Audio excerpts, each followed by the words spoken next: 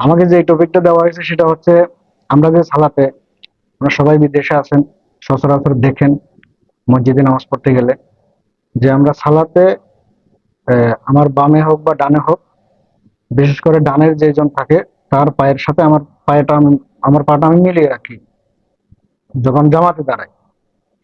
তো এই বিষয়টা আলোচনার বিষয় হয়ে উঠলো কেন?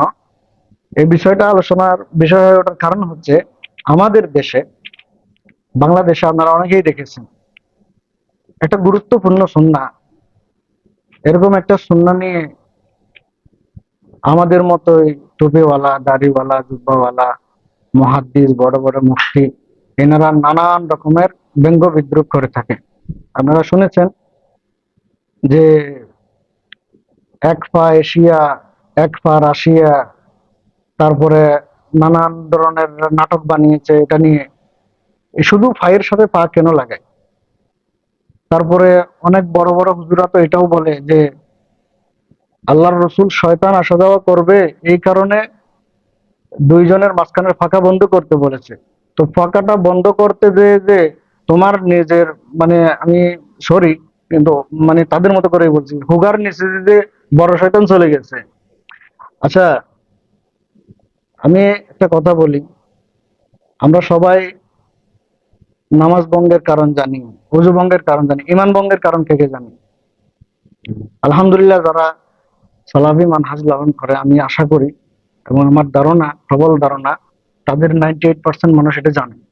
তো যারা জানেন না, তাদেরও ইমান ভঙ্গের কারণটা জেনে নেওয়া আমি উচিত মনে করি। ইমান ভঙ্গের যে কয়টা কারণ, এটা গুরুত্বপূর্ণ একটা কারণ হচ্ছে, কোরআনে স্পষ্ট এসেছে, কুল আবিল্লাহি ওয়া আয়াতিহি ওয়া রাসূলিহি কুনতুম তাস্তাহজিউন লা তা'তাযিরু কদ কাফারতুম বা'দা ঈমানিকুম। যখন আল্লাহর কোন আদেশ নিষেধ, কোন নিদর্শন, এবং আল্লাহর রাসূল সাল্লাল্লাহু আলাইহি ওয়াসাল্লাম ওনার কোন আদেশ নিষেধ, এগুলো নিয়ে কেউ ব্যঙ্গ বিদ্রুপ করে, তার ইমান সঙ্গে সঙ্গে চলে যায়। এটা ইমান ভঙ্গের একটা কারণ। এবং এর পরের আয়াতে কথা কত কঠিন দেখেন, পরের আয়াতে আল্লাহ সুবহানাহু ওয়া তাআলা বলছেন, লা তা'তাযিরু, উযর পেশ করো না, বলো না যে আমি আমি আমি বুঝি না, না না আমি তো জানি না। না, এটা চলবে না, এটা আল্লাহ বলে দিচ্ছেন, আমরা না। আল্লাহ বলে দিচ্ছেন, লা তা'তাযিরু, উযর পেশ করো না, কোনো বাহানা বানাইও না, অজুহাত দেখাইও না। ঈমান চলে গেছে, চলে গেছে। কদ কাফারতুম বা'দা ঈমানিকুম, ঈমান আনার পরে আবার তুমি কাফের হয়ে গেছো। কথা কার? তাহলে বড় হুজুর যে বলল, আমরা মূলত পা কি জন্য লাগাই, বড় হুজুর স্বীকারও করছে যে শয়তানের আসা যাওয়াকে ঠেকানোর জন্যই পা লাগাই। বড় হুজুর স্বীকার করার পরে বলছে হুগার নিচ দিয়ে বড় শয়তান গেছে। আচ্ছা, কার কথাকে বিদ্রুপটা করতে করা হলো এটা? মিজান ভাইয়ের আলোচনা একটা কথা বলছেন, সূরা আহজাবের একটা আয়াত, 36 নম্বর আয়াত, ওয়ামা কানা লিমুমিন, আয়াতটা ভালো করে বুঝেন, তাহলে পরের মাসআলাটা বুঝতে সহজ হবে। ওয়ামা কানা লিমুমিনিন ওয়ালা মুমিনাতিন, আমি ইনশাআল্লাহ চেষ্টা করব একদম টপিকের বাইরে না যেয়ে অল্প সময়ের মধ্যে দলিল সহকারে আপনাদের মাসআলাটা আজকে হল করে দেবেন ইনশাআল্লাহ। এবং আপনারা একটু, আমি আশা করব আপনারা একটু মনোযোগ দিবেন।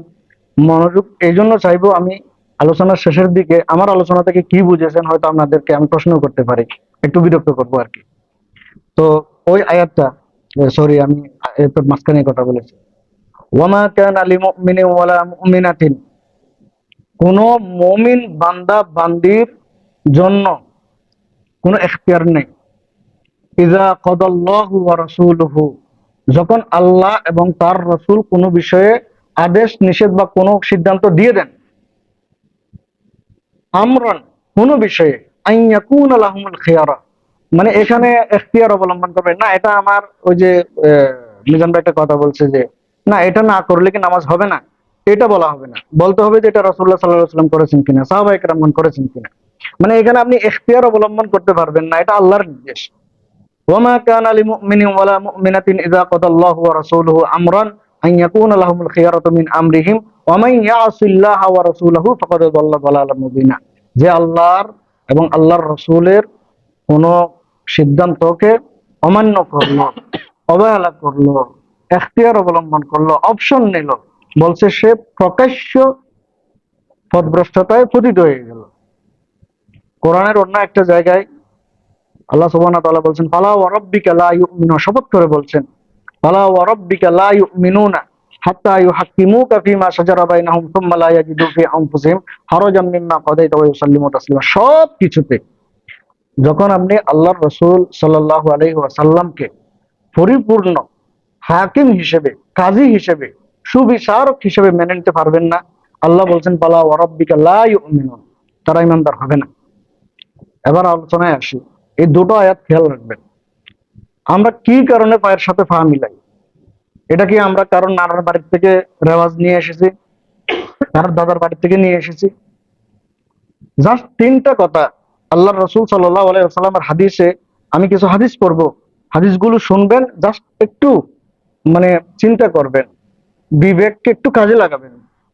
তো এই হাদিসের মধ্যেই আসবে রাসূলুল্লাহ সাল্লাল্লাহু আলাইহি ওয়াসাল্লাম নির্দেশ থেকে। বাস তিনটা কথা মনে রাখবেন, আলোচনাটা বুঝতে সহজ হবে। হাদিসের তিনটা বাক্যাংশ আমি আপনাদেরকে আগেই বলে দিচ্ছি বোঝার সুবিধার্থে।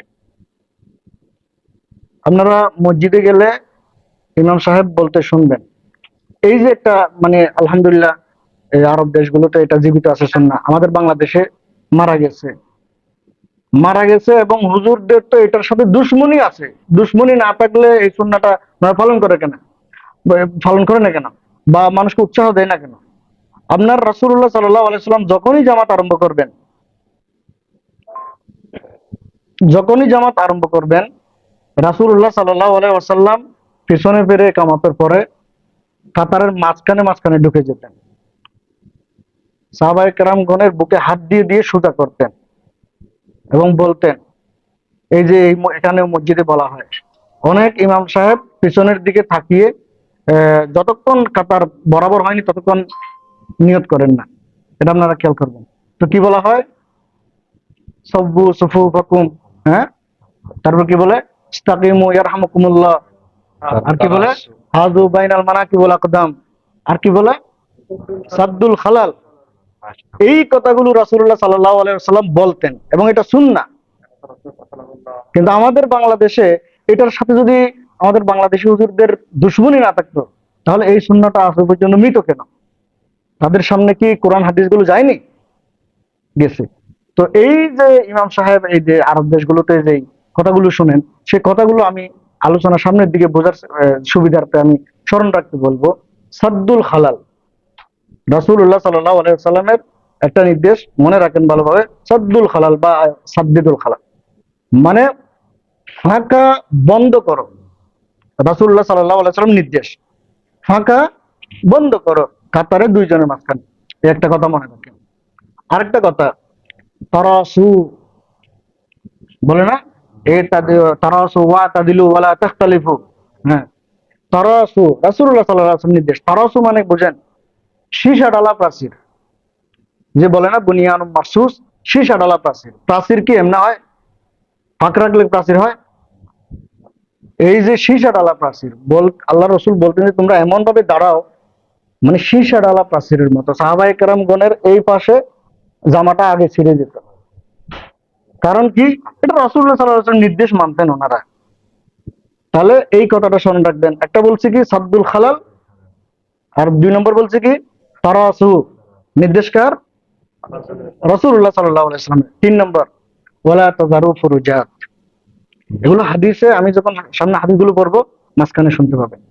ওয়ালা তাযারু ফুরুজাত, মাঝখানে শয়তানের জন্য ফাঁকা জায়গা রেখো না। ওয়ালা তাযারু ফুরুজাত লিশাইতান, হাদিসে ভাবে আসছে মাঝখানে ফাঁকা জায়গা রেখো না, নির্দেশকার। আচ্ছা, তিনটা কথা বলছে, একটা হচ্ছে সাদ্দুল খালাল, তারাসু, ওয়ালা তাযারু ফুরুজাত। এই তিনটা জিনিস সামনে রাখেন।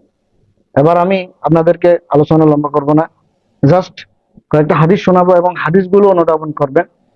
এবং এই হাদিসগুলো আমল করতে গেলে আমরা কেন করি, মানে এখানে সুবিধা কি, বেনিফিট কি, এই জিনিসগুলো আমি হয়তো আলোচনা শেষে আপনাদের জিজ্ঞেস করবো, কাজেই চেষ্টা করবেন খেয়াল রাখার জন্য। নাম্বার ওয়ান, একটা হাদিস বলি আমি।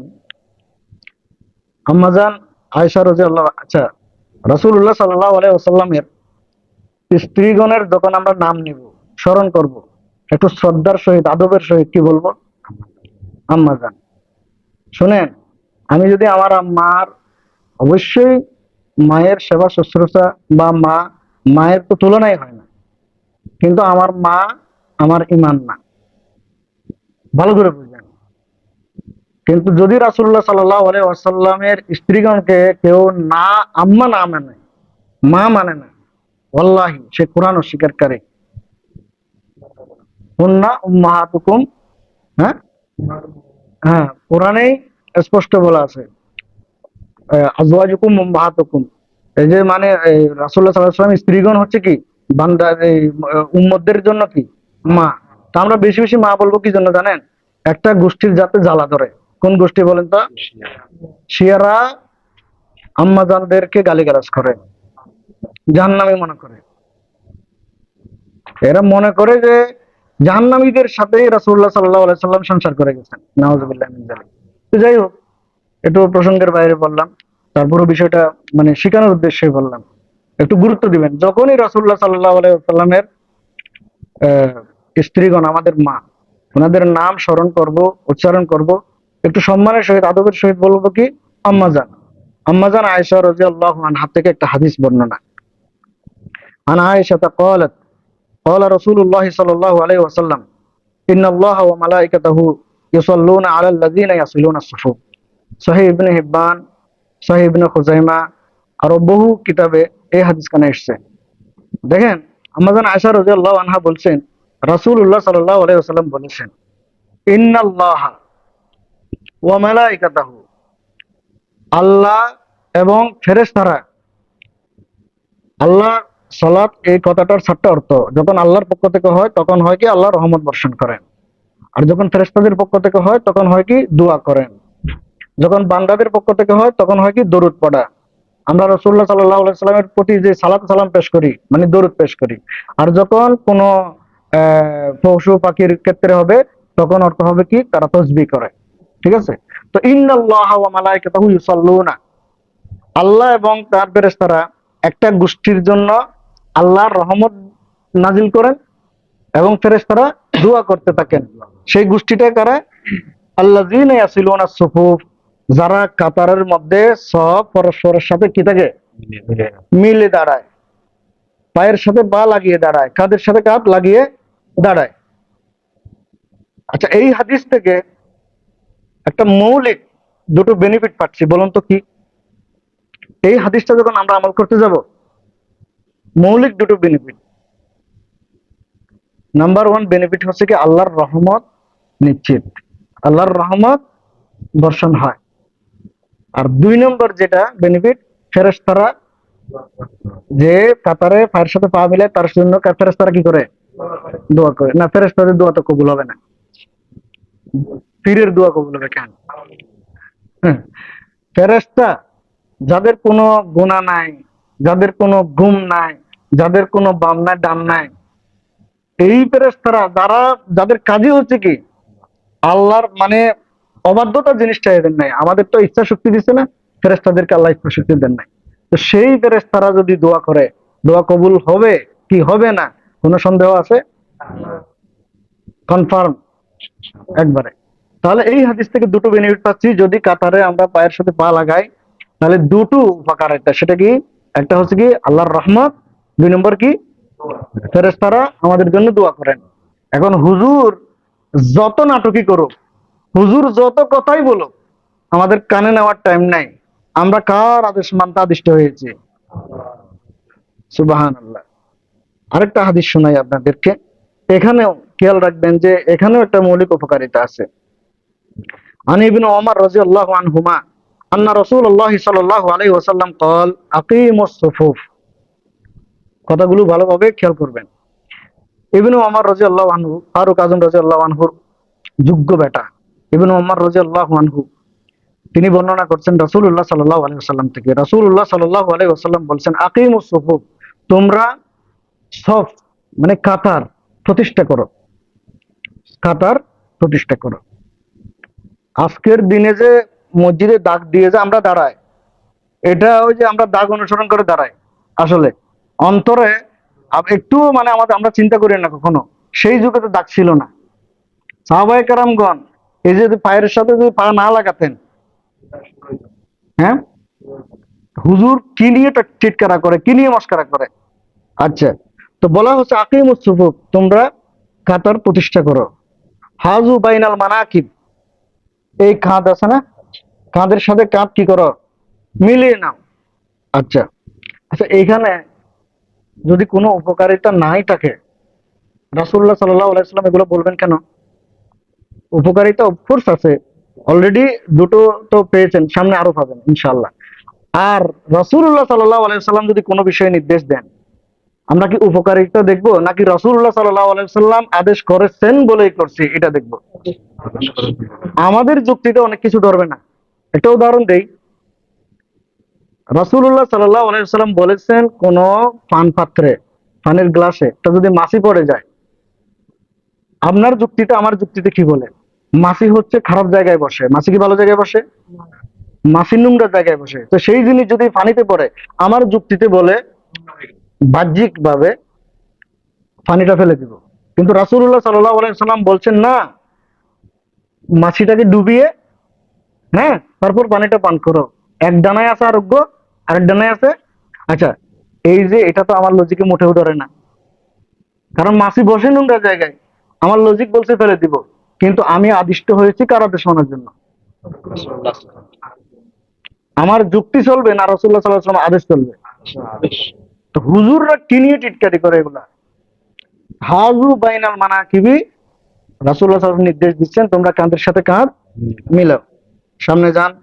ওয়াসাদ্দিদুল খালাল, ওই যে মনে রাখতে বলছিলাম, কাঁধের সাথে কাঁধ মিলানোর পরে বলছে তোমরা মাঝখানে যে ফাঁকা আছে, ফাঁকা, আবার ফাঁকা নিজের ফাঁকা, কারণ এরকম হলে মানুষ দাঁড়াতে পারে না, স্বাভাবিক দাঁড়ানো সম্ভব না, পড়ে যাবে। মোটা মানুষ হলে তো কথাই না। আচ্ছা, এই যে পায়ের সাথে পা, কারণ সীসা ঢালা প্রাচীর, আর্মিদের কুচকাওয়াজ দেখেন না, সীসা ঢালা প্রাচীর হইতে হবে। তো রাসূলুল্লাহ সাল্লাল্লাহু আলাইহি ওয়াসাল্লাম নির্দেশ করছেন সাদ্দিদুল খালাল, তোমরা খালি জায়গা কি করো, বন্ধ করো, ক্লোজ করে দাও। এরপর বলা হচ্ছে ওয়ালিনু বিআইদি ইখওয়ানিকুম, এবং এই দেখেন একটা মাসালা আমাদের বাংলাদেশে, এই এইগুলো সংস্কার করা দরকার। আলহামদুলিল্লাহ এই দেশে চলে। আপনার সামনের কাতারে যদি ফাঁকা থাকে, তো পিছনের কাতার থেকে কেউ যদি মাঝখানে এসে ফাঁকা জায়গায় ঢুকতে চায়, তো তাকে আপনি বাধা দিবেন না। ওয়ালিনু, নম্র হয়ে যাও, বেআইদি ইখওয়ানিকুম, তোমার ভাইয়ের ক্ষেত্রে তুমি কি হয়ে যাও, নম্র হয়ে যাও। সে তোমাকে সুন্নাহ পালনে সহযোগিতা করতেছে। এরপরে বলা হচ্ছে ওই যে যে কথাটা বলছি, 3 নম্বর কথাটা বলছিলাম, ওয়ালা তাজারু ফুরুজাত লিশ-শায়তান, শয়তানের জন্য মাঝখানে ফাঁকা জায়গা রাখো না। নির্দেশ কার? রাসূলুল্লাহ সাল্লাল্লাহু আলাইহি ওয়াসাল্লাম। এবার দেখেন, আচ্ছা এই হাদিসটা ভালো করে খেয়াল রাখবেন, আমি বেনিফিট জিজ্ঞেস করব। এরপর বলা হচ্ছে মান ওয়াসালা সাফফান ওয়াসালাহুল্লাহ, যে কাতারের মধ্যে পরস্পর মিলে দাঁড়ায়, পায়ের সাথে পা মিলে দাঁড়ায়, ওয়াসালাহুল্লাহ, আল্লাহ তার সাথে সম্পর্কে মিলে যায়। এখানে দুটো অর্থ, একটা হচ্ছে কি, এই যে যেই ভাইয়ের সাথে আমি পা মিলালাম তার সাথে আমার সম্পর্ক গাঢ় হবে। আরেকটা অর্থ হচ্ছে কি, সরাসরি আল্লাহর সাথে আমার সম্পর্ক গাঢ় হবে। এরপরে বলা হচ্ছে ওমান কতা সফতান কতাহুল্লাহ, আর যে সব মানে পায়ের সাথে পা মিলায় না, তো আল্লাহ বলছেন তার সাথে আমার সম্পর্কও নেই, আল্লাহ সম্পর্কও কেটে দেন। হুজুর কি নিয়ে টিটকারা করে বলেন তো এবার? আল্লাহ যদি, আমি পাশের ভাইয়ের সাথে যদি আমি পা মিলাই, আল্লাহ বলছেন আমি তার সাথে সম্পর্ক করি। আর যদি পা যদি না মিলাই, আল্লাহ বলছেন যে আমি কথা আহুল্লাহ, মাঝখানে প্রতিবন্ধকতা, তার সাথে আমার সম্পর্ক নাই। এখন হুজুররা একটা যুক্তি বের করছে কি জানেননি? বলে যে এই কলেজের প্রিন্সিপাল, হ্যাঁ, আর তুই বেটা, হ্যাঁ, তুই যাই রে, দাদা মামা নানা বুঝোস না, তার সাথে ভালো। আচ্ছা, আদব কায়দা রাসূলুল্লাহ সাল্লাল্লাহু আলাইহি ওয়াসাল্লাম বেশি জানেন না আমরা বেশি জানি? সাহাবায়ে কেরামগণ কি কোনো কাফের পাড়ায় যে বিয়ে শাদী করছিলেন? তাহলে সাহাবায়ে কেরামগণের শ্বশুর শাশুড়ি নানা নানি দাদা দাদি সব তো সাহাবায়ে কেরাম। তো ওনারা কি রাসূলুল্লাহ সাল্লাল্লাহু আলাইহি ওয়াসাল্লামের এই নির্দেশ মানেননি? তা আপনি আদব শিখাতে গেলেন কাকে? রাসূলুল্লাহ সাল্লাল্লাহু আলাইহি ওয়াসাল্লামকে। হ্যাঁ, আচ্ছা, এই হাদিসটাতে মৌলিকভাবে একটা জিনিস, যে তিনটা শব্দ বলেছি ওটা তো আল্লাহ রসুলের নির্দেশ মানার জন্য, এটা পরে আলোচনা আসবে। একটা জিনিস মৌলিকভাবে খুব দামি একটা বেনিফিটস আছে, দেখি বলেন তো কেউ বুঝেছেন কিনা জিনিসটা। ওদের কথা কাদের সাথে কাজ মিলাইলে যে বেনিফিটটা কি? বেনিফিট হলো আল্লাহর সাথে। মাশাআল্লাহ, এই যে একটু মানে মনোযোগ থাকলে হয় কি এরকমই, আল্লাহর সাথে আমাদের মানে উদ্দেশ্যটাই কি, আমাদের উদ্দেশ্যটা কি? হ্যাঁ, হুজুরের কথায় আল্লাহর থেকে দূরে সরে যাব, নাকি হুজুরের কথা না শুনে আল্লাহর কাছে চলে যাব? আলহামদুলিল্লাহ, আমরা পায়ের সাথে পা মিলাবো। ওকে, তাহলে এই হাদিস থেকে যেটা মৌলিক বেনিফিট পেলাম, আমার যদি টাইম একটু ওভার হয় তাহলে আমার থামাই না, হ্যাঁ? আমি মশালাটা একদম ক্লিয়ার ভাবে হল করার চেষ্টা করতেছি। হ্যাঁ, হ্যাঁ, তাহলে এই হাদিসে যে এটা মৌলিক বেনিফিট পেলাম সেটা হচ্ছে আল্লাহর নৈকট্য লাভ করা যায় পায়ের সাথে পা মিলালে। আচ্ছা, আরেকটা হাদিস শুনেন। আম্মাজান আয়েশা রাদিয়াল্লাহু আনহা থেকে বর্ণনা, আন আয়েশা উম্মুল মুমিনিন ক্বালাত ক্বালা রাসূলুল্লাহ সাল্লাল্লাহু আলাইহি ওয়াসাল্লাম ইন্নাল্লাহা ওয়া মালাইকাতাহু, ওই যে উপরে পড়েছি এটার মানে আর কিছু বর্ধিত অংশ, ইউসাল্লুনা আলাল লাযিনা ইয়াসিলুনা সুফুফ, যেটা প্রথম হাদিসে বলেছি। এরপরে বলা হচ্ছে ওয়ামান সাদ্দা ফুরজাতান, ওই যে সাদ্দুল খালাল বলেছি, ফাঁকা অংশ বন্ধ করো। এখন ফাঁকা অংশ বন্ধ করলে সুবিধাটা কি, উপকারিতাটা কি, সেটাই বলা হচ্ছে। আম্মাজান আয়েশা রাদিয়াল্লাহু আনহা রাসূলুল্লাহ সাল্লাল্লাহু আলাইহি ওয়াসাল্লাম থেকে বর্ণনা করছেন যে ওয়ামান সাদ্দা ফুরজাতান, যে ব্যক্তি মাঝখানের ফাঁকাটা বন্ধ করলো, রাফাআহু আল্লাহু বিহা দারাজাতান, আল্লাহ তার মর্যাদা বাড়িয়ে দেন, আল্লাহ তার মর্যাদা বাড়িয়ে দেন। হুজুর যতই নাটক করুক, যত গালিগালাজ করুক, যেমন আপনাকে মসজিদ থেকে মেরে বাইর করে দিক, আপনি দুনিয়ার জীবনে হয়তো লাঞ্ছিত, কিন্তু আল্লাহর কাছে সম্মানিত। তাহলে এই হাদিস থেকে আরেকটা সুবিধা পাচ্ছি, আরেকটা বেনিফিট পাচ্ছি, সেটা কি? ভাইয়ের সাথে পা মিলালে আল্লাহ সম্মান বাড়িয়ে দেন, ইজ্জত বাড়িয়ে দেন। এই ইজ্জতটাই দুনিয়াতে টাকা দিয়ে কেনা পাওয়া যায় না, ঠিক নেই? তাহলে এই হাদিস থেকে মৌলিক যে বেনিফিটটা পেলেন সেটা হচ্ছে কি, পায়ের সাথে পা মিলালে আল্লাহ ইজ্জত বাড়িয়ে দেন। আচ্ছা, পরে আরেকটা হাদিস শোনাই।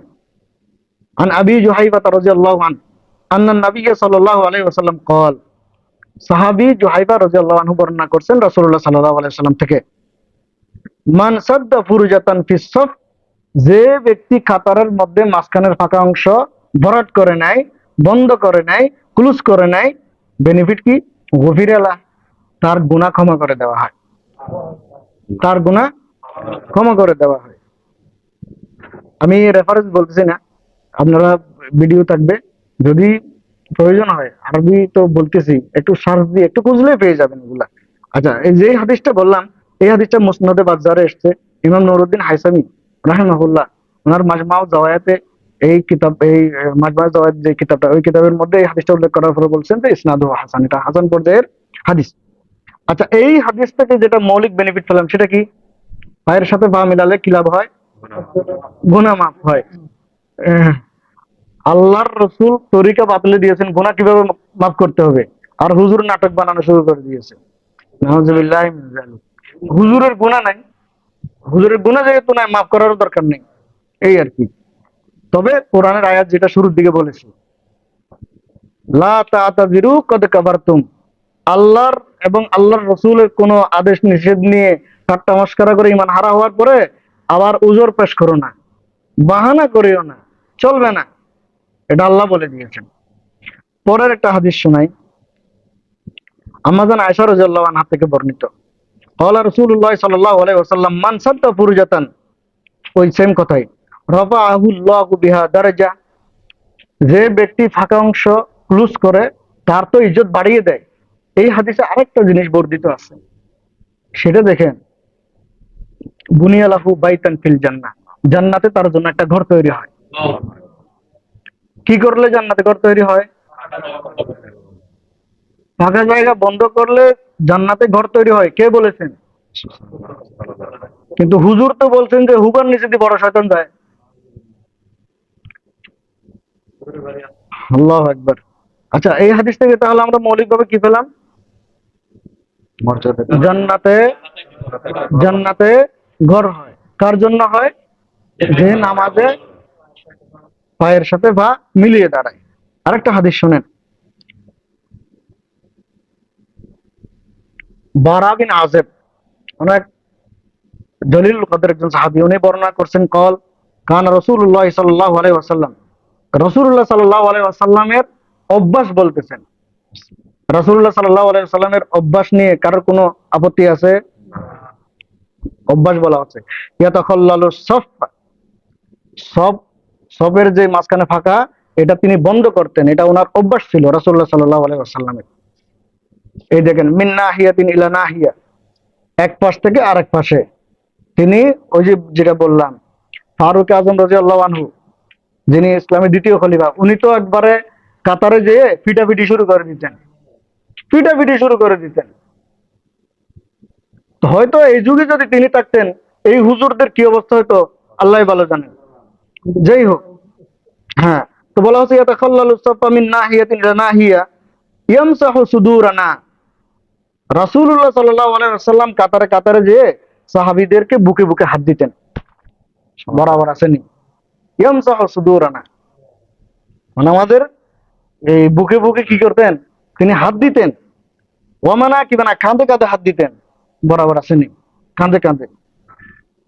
ওয়াকুলু, এবং তিনি বলতেন লা তাখতালিফু, দেখো তোমরা এই যে পরস্পর এই বিশৃঙ্খলা হয়ে বা ডিসিপ্লিনলেস হয়ে দাঁড়ায়ও না, লা তাখতালিফু, মুখতালিফ ভাবে দাঁড়ায়ও না, বিভিন্ন ভাবে দাঁড়ায়ও না।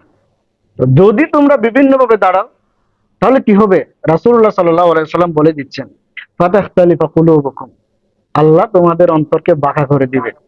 আজকে মসজিদে, আজকে মসজিদে আপনার দেখেন যে কমিটি কমিটি ঝগড়া, ইমাম সাহেবের সাথে মুয়াজ্জিনের ঝগড়া, মুয়াজ্জিনের সাথে কমিটির ঝগড়া, ইমাম মানে মুসল্লির সাথে ইমাম সাহেবের মিল নাই। এটার কারণ কি?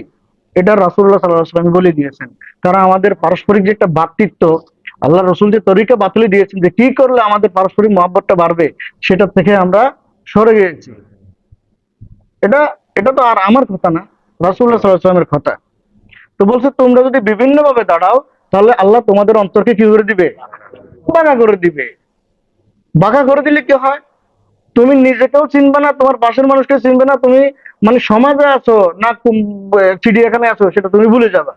আত্মমর্যাদা বোধ, আত্মসম্মান বোধ তখন তোমার মধ্যে কাজ করবে না। এরপরে বলা হচ্ছে ওয়াকানা ইয়াকুল, তিনি আরো বলতেন ইন্নাল্লাহা ওয়া মালাইকাতাহু ইউসাল্লুনা আলা সুফুফিল আউয়াল, আল্লাহ রহমত বর্ষণ করেন, ফেরেশতারা দোয়া করেন যারা প্রথম কাতারে দাঁড়ায় দাঁড়ায়। আচ্ছা, এই হাদিস থেকে একটা মৌলিক সুবিধা পাচ্ছি, বেনিফিট পাচ্ছি, বলেন তো কেউ বলতে পারেন কিনা? সেটা হচ্ছে যদি কাতারে পায়ের সাথে পা মিলিয়ে দাঁড়ায়, যদি বিভিন্ন ভাবে না দাঁড়ায়, তাহলে আমাদের অন্তরগুলো সোজা থাকে, পারস্পরিক ভ্রাতৃত্ববোধ, মর্যাদাবোধ এগুলো বজায় থাকে, একজন আরেকজনকে প্রতি যে মানে ভালোবাসা, পারিবারিক সামাজিক সবকিছুই বহাল থাকে। তাহলে এটাই হচ্ছে কি, কিসের সুবিধা? পায়ের সাথে পা মিলান, মানে পায়ের সাথে পা মিলানোটা হচ্ছে ওষুধ, এটা হচ্ছে কি রেজাল্ট। আচ্ছা, আরেকটা হাদিস শোনাই আমার আলোচনা শেষের দিকে। আনাস বিন মালিক রাসূলুল্লাহ সাল্লাল্লাহু আলাইহি ওয়াসাল্লামের খাদেম ছিলেন, ছায়ার মতো লেগে থাকতেন রাসূলুল্লাহ সাল্লাল্লাহু আলাইহি ওয়াসাল্লামের সাথে। আনাস বিন মালিক রাদিয়াল্লাহু আনহু তিনি বলছেন কল আন রাসূলিল্লাহ সাল্লাল্লাহু আলাইহি ওয়াসাল্লাম কল, রাসূলুল্লাহ সাল্লাল্লাহু আলাইহি ওয়াসাল্লাম থেকে বর্ণনা করছেন যে রাসূলুল্লাহ সাল্লাল্লাহু আলাইহি ওয়াসাল্লাম বলছেন রুসু সুফুফাকুম, নির্দেশ সিগায় আমার দ্বারা, রুসু সুফুফাকুম, তোমাদের কাতারের যে মাঝখানের খালি জায়গা তোমরা বন্ধ করো। মানে রুসু বুনিয়ানু মারসুস তারাসু, একে অপরের সাথে সীসা ডালা প্রাচীরের মতো লেগে দাঁড়াও। নির্দেশ কার? রাসূলুল্লাহ সাল্লাল্লাহু আলাইহি ওয়াসাল্লাম। ওয়াকারিবু বাইনাহা, এবং পরস্পর কাছে হয়ে দাঁড়াও। কাছে হয়ে বলতে কাতার, এই যে এখানে দেখবেন, এটাও জানা দরকার, আমরা যখন জুমা পড়ি সানভারি মসজিদে, কিছু পাকিস্তানি দেখবেন এখানে দাঁড়ায় নামাজ পড়ে, মানে ব্লুটুথ, ব্লুটুথ এদের জামাতটা হচ্ছে কি ব্লুটুথে কানেক্টেড। হ্যাঁ, হবে এটা। এই যে এ ব্যবসা বাণিজ্য করবে, এই মিসওয়াক বেচে বা মোবাইল বেচে, এই বেচে সে বেচে, ভিতরে জামাত চলতেছে, হে ওই ব্যবসা বাণিজ্যটা সামনে রেখে বাইরে জামাতে দাঁড়াইছে। রাসূলুল্লাহ সাল্লাল্লাহু আলাইহি সাল্লাম নির্দেশ করছেন কি তোমরা কাছাকাছি হয়ে দাঁড়াও। তো এদের ব্লুটুথ সিস্টেম নামাজ, এটা জামাতের সব সে হবে না। আচ্ছা, না নামাজ তো হবে, নামাজ কেন বাতিল হবে, কিন্তু জামাতের যে এক্সট্রা ফজিলত, এই ফজিলত থেকে সে বঞ্চিত হবে। আচ্ছা, রুসু সুফুফাকুম ওয়াকারিবু বাইনাহা, এরপর বলা হচ্ছে ওয়াহাযু বাইনাল আনাক, এবং এই যে হাঁটুর সাথে হাঁটু তোমরা কি রাখো, মিলিয়ে রাখো। এই জায়গায় হুজুর একটা কথা বলে, হাদিসে হাদিসে যে তোমরা পায়ের সাথে পা মিলাও, কাঁধের সাথে কাঁধ মিলাও, তো হাঁটুর সাথে তো হাঁটু মিলাতে বলা হয়েছে। তো তোমরা হাঁটুর সাথে হাঁটু মিলাইলে কেমন হবে? বা মানুষ তো লম্বা আর খাটো হইতে পারে, লম্বা আর খাটো হইতে পারে। যে 6 ফুট আর যার উচ্চতা 4 ফুট, সে কিভাবে কাঁধ মিলাবে? এটা কার যুক্তি? হুজুরের যুক্তি। শয়তান বলিয়েন না, হুজুরদের গুনাই নাই, আপনি কিছুক্ষণ আগে বলছেন এদের গুনাই নাই, আবার বলছেন শয়তান। হুজুরের যুক্তি। আচ্ছা, আমি একটা কথা বলি, অজুতে কয় ফরজ? 6 ফরজ। যাক, এটা অন্য একদিন আলোচনা করব। কোরআন দ্বারা 4 ফরজ প্রমাণিত, হাদিস দ্বারা আরো 2 ফরজ প্রমাণিত। আচ্ছা, তো ফরজ মধ্যে একটা ফরজ হচ্ছে কি হাত কনুই পর্যন্ত দ্রুত করা। 2 হাত না 1 হাত? কেউ 1 হাত দুইছে আর 1 হাত দুই নাই, তার উজু হবে? আচ্ছা, তাহলে 2 হাতে কনুই পর্যন্ত দ্রুত করতে হবে। তো একজনের তো 1 হাত নাই, আমাদের তালাবাতে একজন কাজ করে পাকিস্তানি, তার ব্যাপারে 1 হাত নাই, তো এখন সে উজু কেমনে করবে? হাত তো 2টা ধুইতে হবে রে ভাই, ও তো হাত তো 2টা ধুইতে হবে। হ্যাঁ,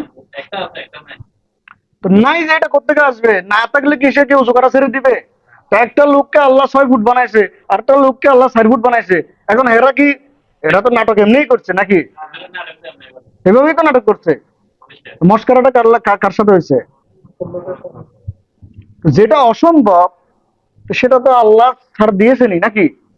ইউরিদুল্লাহ বিকুমুল ইউসরা ওয়ালা ইউরিদু বিকুমুল উসর ওয়া আল্লাইসা লিল ইনসানি ইল্লা মা সা।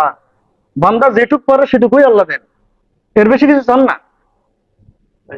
তো এখন আপনি আপনার যুক্তিতে চলতেছে না বলে কি যেটা পারতেছেন ওটাও ছেড়ে দিবেন? হ্যাঁ, আসলে সুন্নাহ মানার যে তৌফিক, এই তৌফিক আল্লাহ উঠিয়ে নিয়েছেন আপনার অন্তর থেকে। আল্লাহ আমাদেরকে এই সমস্ত ভ্রান্ত হুজুর থেকে হেফাজত করুন।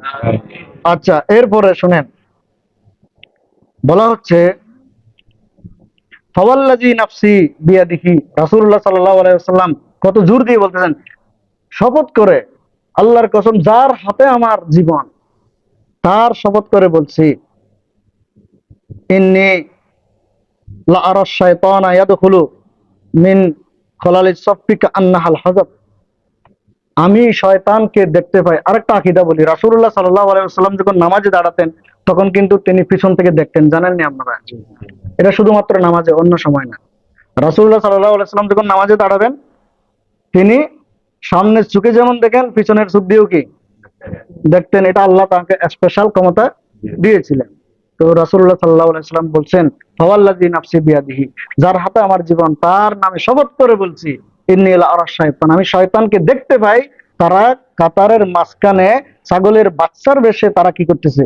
ঢুকতেছে, ঢুকতেছে। তো এই কারণে রাসূলুল্লাহ সাল্লাল্লাহু আলাইহি ওয়াসাল্লাম বলেছেন তোমরা কি হয়ে যাও, পরস্পর মিলে দাঁড়াও। আচ্ছা, এই হাদিস থেকে মৌলিকভাবে একটা বেনিফিট আছে, বলেন তো।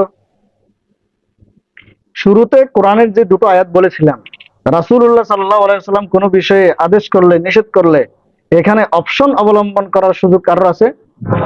তো এই হাদিসে রাসূলুল্লাহ সাল্লাল্লাহু আলাইহি ওয়াসাল্লাম নির্দেশ করেছেন, কোন যুক্তি ছাড়া সেই নির্দেশ আমি মেনে নিয়েছি। তাহলে এই হাদিসের মেইন বেনিফিট কি?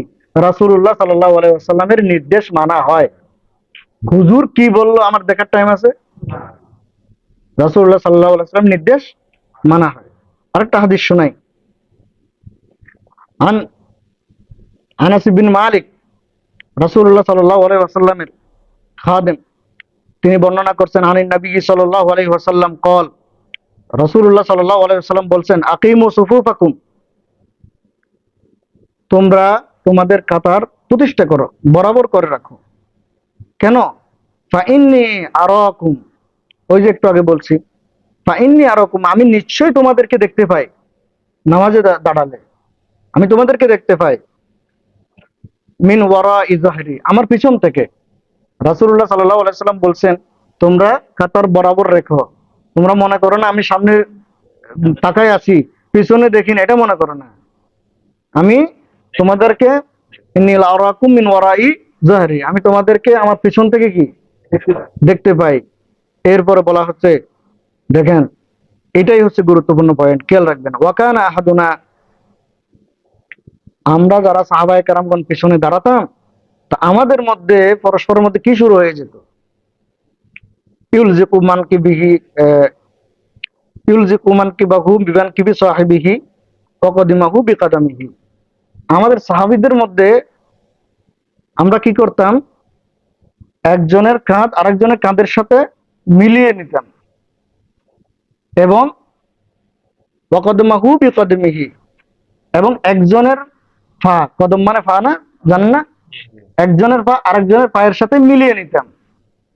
রাসূলুল্লাহ সাল্লাল্লাহু আলাইহি সাল্লাম বলছেন, তোমরা সব বরাবর রাখো, কেন, আমি আমার পিছন থেকেও তোমাদেরকে দেখতে পাই।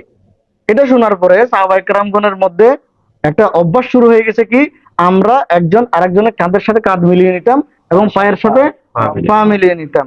তাহলে এই হাদিস থেকে একটা মৌলিক বেনিফিট পাচ্ছি, সেটা কি বলেন তো?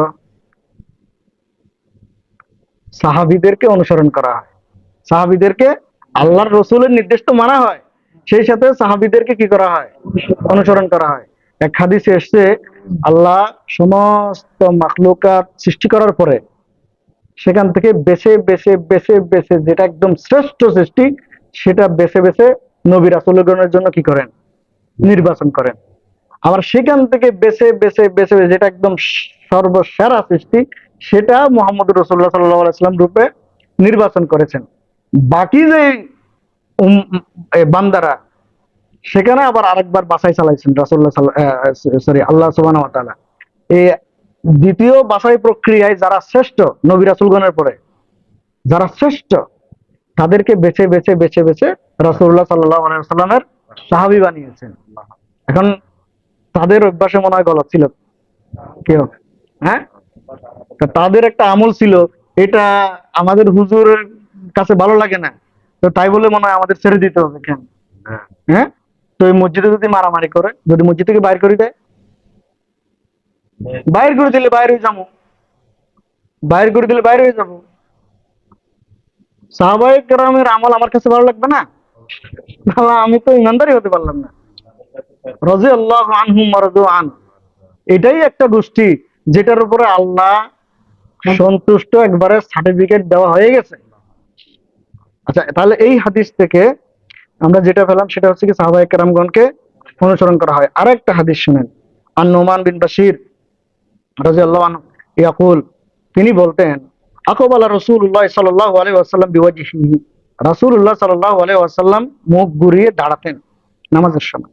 ফাকল, তারপর তিনি বলতেন, আকিমু সুফুফাকুম সালাসান, তিনি তিনবার বলতেন আকিমু সুফুফাকুম। এই আরব দেশে যে মসজিদগুলো, এগুলোতে মোটামুটি এই আমলটা আছে, বলে না, ইস্তাকিমু, আকিমু, সাবু সুফুফাকুম, তারাসু ওয়াতাদিলু, ওগুলো বলে না। আমাদের বাংলাদেশি হুজুররা কেন বলে না? এটা তো রাসূলুল্লাহ সাল্লাল্লাহু আলাইহি সাল্লামের অভ্যাস, সাহাবী সাক্ষ্য দিচ্ছেন, আর আমাদের হুজুর বের করেছে নাটক। আচ্ছা, তো বলা হচ্ছে রাসূলুল্লাহ সাল্লাল্লাহু আলাইহি ওয়াসাল্লাম মুখ ফিরিয়ে ঘুরে দাঁড়ানোর পরে তিনি তিনবার বলতেন, তোমরা সব বরাবর করো, কাতার বরাবর করো। ওয়াল্লাহি, আবার শপথ করে বলছেন, লা তুকিমান্না সুফুফাকুম আও লা ইউখালিফান্নাল্লাহ, তোমরা তোমাদের সবকে অবশ্যই অবশ্যই বরাবর রাখবে, নতুবা আল্লাহ তোমাদের অন্তরকে কি করে দিবে, বক্র করে দিবে। বাইনা কুলুবিকুম কল, এরপর বলতেন, এই সাহাবী বলতেছেন নোমান বিন বশির, ফারাআইতুর রাজুলা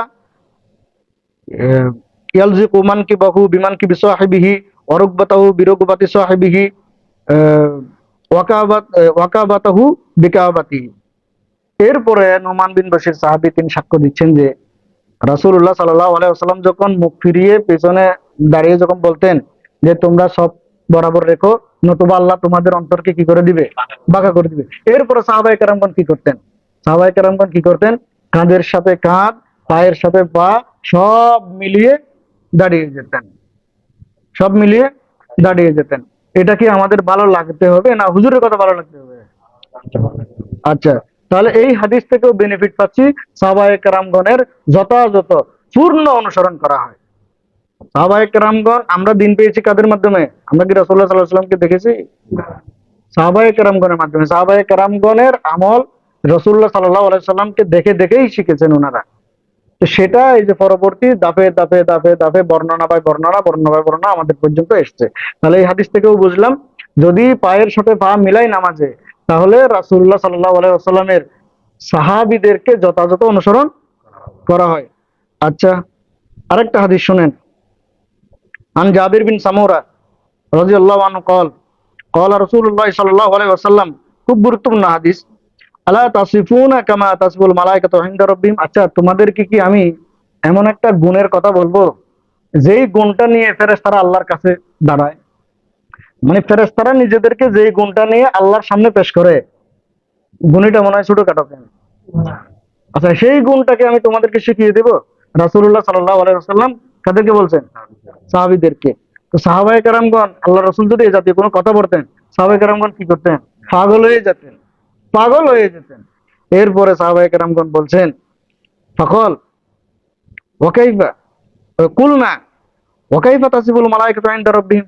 সাহাবায়ে কেরামগণ বলছেন যে, আমরা জিজ্ঞেস করলাম রাসূলুল্লাহ সাল্লাল্লাহু আলাইহি ওয়াসাল্লামকে যে ফেরেশতারা আল্লাহর কাছে নিজেদেরকে কোন গুণে পেশ করে, নিজেদের কোন গুণে গুণান্বিত হিসেবে আল্লাহর সামনে পেশ করে, এটা সাহাবায়ে কেরামগণ জিজ্ঞেস করছেন। এরপরে আল্লাহ রাসূল সাল্লাল্লাহু আলাইহি ওয়াসাল্লাম সাহাবায়ে কেরামগণকে বলছেন, কল ইয়াতিমুনা সুফুফ আল মুকদ্দিমা। ফেরেশতারা তাদেরও তো কাতার আছে না, তারা প্রথম কাতার কি করে? কমপ্লিট করে। আর এই মসজিদে অনেকেই মানে সুবিধার জন্য একটু এসির নিচে হওয়ার জন্য পিছনে দাঁড়ায়, সুবিধাজনক অবস্থানে দাঁড়ায় না, সামনের কাতার আগে কি করতে হবে? পুরা করতে হবে। এরপরে বলা হচ্ছে দেখেন, ওয়ায়াতারাসুনা ফিস-সাফ, এবং তারা কাতারের মধ্যে, ফেরেশতারা কাতারের মধ্যে ওয়ায়াতারাসুনা সীসা ডালা প্রাচীরের মতো একজন আরেকজনের সাথে লেগে দাঁড়ায়। তাহলে এই গুণটা আল্লাহর সামনে, এই গুণটা এরা মানে আমার এই গুণ আছে, এই গর্ববোধ নিয়ে আল্লাহর সামনে দাঁড়ায়। তো এই গুণটা সাহাবীদেরকে শিখিয়ে দিয়েছেন কে? রাসূলুল্লাহ সাল্লাল্লাহু আলাইহি ওয়াসাল্লাম। এখন সেই গুণটা যদি আমরা নেই, সেই গুণটা যদি আমরা নেই, হুজুর আমাদেরকে যদি মসজিদ থেকে বের করে দেয়, আমরা কি গুণটা ছেড়ে দিব? প্রয়োজনে হুজুরের মার খাবো, হুজুরের মার খাবো। হুজুরের মার যে জায়গায় লাগে, ছোটবেলায় শুনছে ওই জায়গায় নাকি জাহান্নামের আগুন লাগে না, এটা শুনছি ছোটবেলা। আচ্ছা আচ্ছা, এই হাদিস থেকে মৌলিক যে শিক্ষাটা পেলাম, বেনিফিট বলেন তো, কেউ বলতে পারেন কিনা?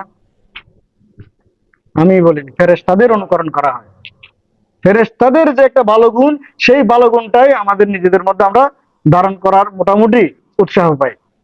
ফেরেশতাদেরকে কি করা হয়? অনুকরণ করা হয়।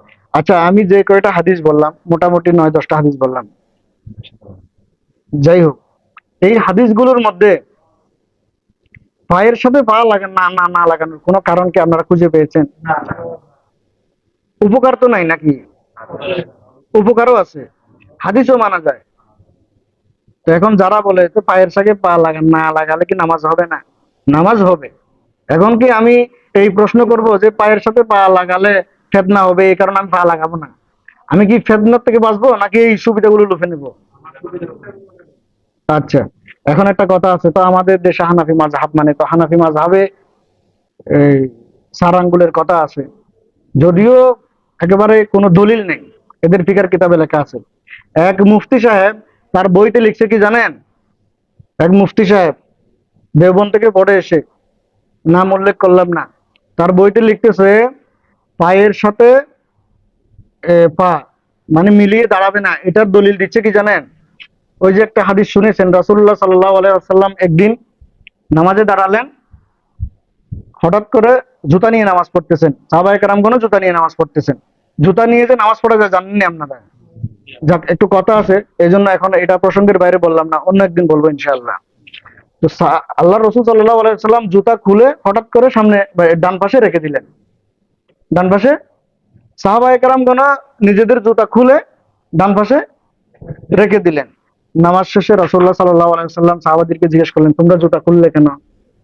তো বলেন যে, ইয়া রাসূলুল্লাহ, আমরা তো আপনার অনুসরণ ছাড়া কিছু বুঝি না, আপনাকে খুলতে দেখেছি, আমরা খুলে ফেলছি, কারণ খুঁজি না আমরা। আমরা কারণ খুঁজি না।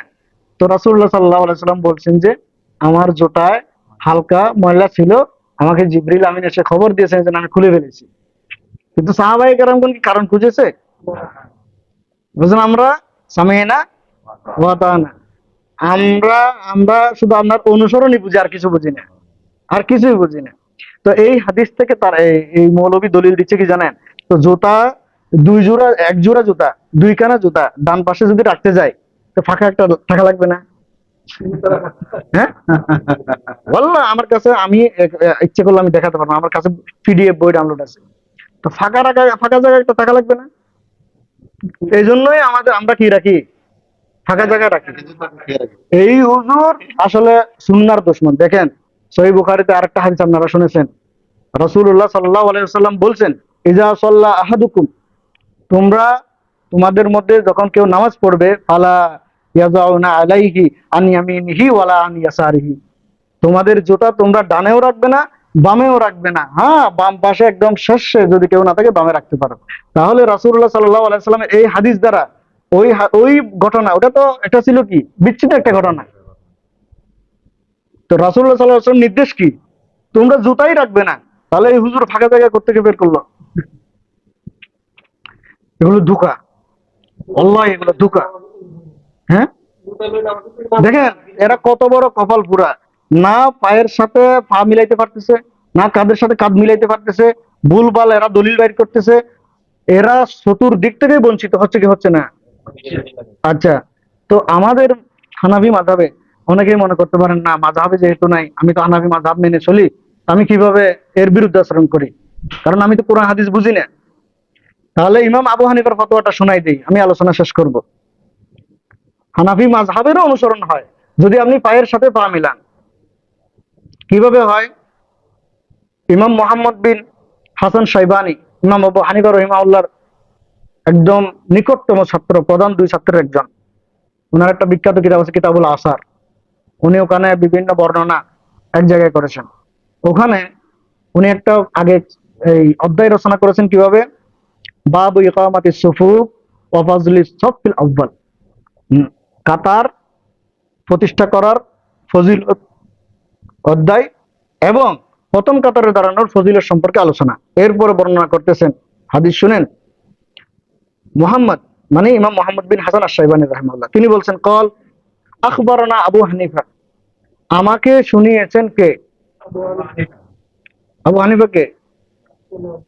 ইমাম হানাফি মাযহাবের প্রধান ইমাম।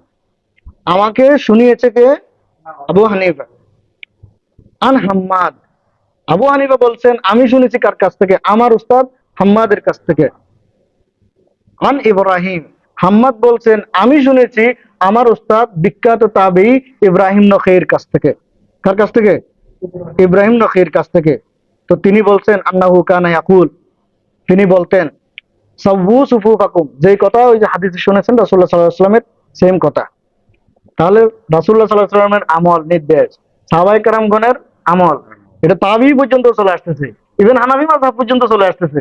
আজকের হুজুররা এদের কপাল পুড়েছে, কপাল পুড়েছে। আচ্ছা, তো বলা হচ্ছে সাব্বু সুফুফাকুম, তোমরা কাতার বরাবর রাখো, ওয়াসাব্বু মানাকিবাকুম, কাঁধ বরাবর রাখো। তার ভালো করে শুনেন, তারা সীসা ডালা প্রাচীরের মতো হয়ে তোমরা লেগে লেগে দাঁড়াও।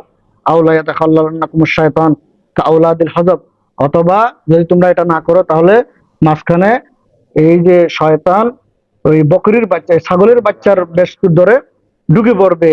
ইন্নাল্লাহ, ওই সেম কথা, আল্লাহু আকবার, ইন্নাল্লাহ ওয়া মালাইকাতাহু ইউসাল্লুনা আলা মুকিমিস সুফুফ, যারা কাতার প্রতিষ্ঠা করে তাদের উপর আল্লাহর রহমত হয়, ফেরেশতারা দোয়া করতে থাকে। এরপরে বলা হচ্ছে, দেখেন ক্বালা মুহাম্মদ, ফতোয়া দেখেন, ইমাম মুহাম্মদ বলছেন ওয়াবিহি নাখুয, আমাদের ফতোয়া এটার উপরেই, হানাফি মাযহাবের ফতোয়া এটার উপরেই। ওকে, এরপরে বলা হচ্ছে, দেখেন ওয়ায়ামবাগি লিল কওম, প্রত্যেকটা ফিকহের কিতাবে এই কথাটা এসেছে, ওয়ায়ামবাগি লিল কওম, জাতির জন্য উচিত হচ্ছে, ইজা কমু ইলা সলাহ, তারা যখন নামাজে দাঁড়াবে, আইয়াতরাসু ওয়া ইয়াসুদ্দুল খালাল, তারা একে অপরের সাথে সীসা ডালা প্রাচীরের মতো হয়ে দাঁড়াবে, এবং মাঝখানের ফাঁকা জায়গা বন্ধ করবে। ওয়াইসাব্বু বাইনা বানাকিবিহিম ফিস-সুফুফ, এবং তারা কাঁধের সাথে কাঁধ মিলিয়ে কাতারে দাঁড়াবে।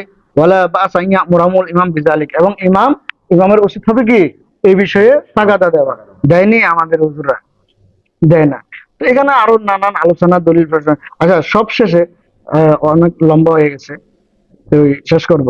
তো সবশেষে আমরা যেটা বুঝলাম, নামাজে পায়ের সাথে পা মিলালে উপকারিতা আসেনি? আছে। তো উপকারিতা যদি থাকে, দুনিয়া উল্টে গেলেও এই উপকার, আচ্ছা এই উপকারিতা গুলো দিয়েছে কে? শেখ হাসিনা? দুনিয়ার কোনো ইমাম, দুনিয়ার কোনো বাদশাহ, দুনিয়ার কোনো রাজা? এই উপকারিতা এসছে উপর থেকে। দুনিয়া উল্টে গেলেও কি এই উপকারিতা আমরা ছাড়বো?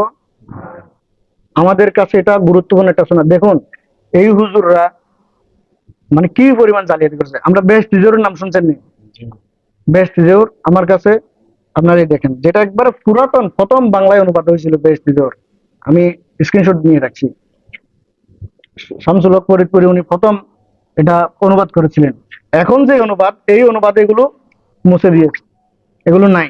প্রথম অনুবাদে বলা আছে, আপনি, আমি সময়ের স্বল্পতার কারণে পুরোটা পড়তেছি না।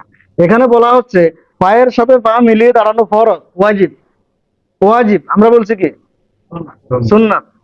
আর আশরাফ আলী থানভী তার বেশ তিজোরে কি বলছে? প্রত্যেক ঘরে ঘরে আছে বেশ তিজোর, বলছে ওয়াজিব। তাহলে এখন যারা হুজুররা এগুলো নিয়ে নানান রকমের ঠাট্টা মশকরা টিটকারি করতেছে, আসলে কি এদের কপাল পড়ে নাই? তো সব মিলিয়ে আলোচনা অনেক লম্বা হয়ে গেছে। সবার কাছে আন্তরিকভাবে ক্ষমা চাচ্ছি। আমিও কোনো বিষয় নিয়ে কথা বলতে গেলে যদি একটু মানে সাইড বাই সাইড না বলতে পারি, নিজের কাছেও কিরকম একটা মানে এই নাকেশ নাকেশ লাগে, অসম্পূর্ণ অসম্পূর্ণ লাগে। হ্যাঁ, না আলোচনা করতে গেলে আরো অনেক লম্বা আলোচনা করা যায়। তো এই সবার কাছে আবারও আন্তরিকভাবে দুঃখিত কালক্ষেপণের কারণে। তো সবাইকে অনুরোধ করব, সুন্নাহর গুরুত্ব অনুধাবন করবেন, এবং আল্লাহ যেন আমাদেরকে এই যে দলিল আদিল্লাগুলো পেশ করলাম, এখানে যে বেনিফিট গুলো আমরা নিজেরাই আহ, শুনেছি বুঝেছি, আল্লাহ যেন আমাদেরকে এগুলোর উপরে পরিপূর্ণভাবে আমল করার তৌফিক দেন। আমরা সকলেই বলি আমিন। আর শেষ কথা আমি সব জায়গায় বলি দাড়ির ব্যাপারে, মাশাআল্লাহ আজকে বলতেই হচ্ছে না, কারণ দাড়ি ছাড়া আমাদের এই যে মানে হাফিজ ভাই, আমি লজ্জা দেব, কি বলবেন? হ্যাঁ, আমাদের সবচাইতে কাছের মানুষ আপনি, আমাদের সবচাইতে কাছের মানুষ, কিন্তু আপনাকে নিয়ে যে আজকে কথা বলতে হবে, এটা খারাপ লাগতেছে তো? না, ইনশাল্লাহ ইনশাল্লাহ ছেড়ে দেন। আমি টোটাল বক্তব্য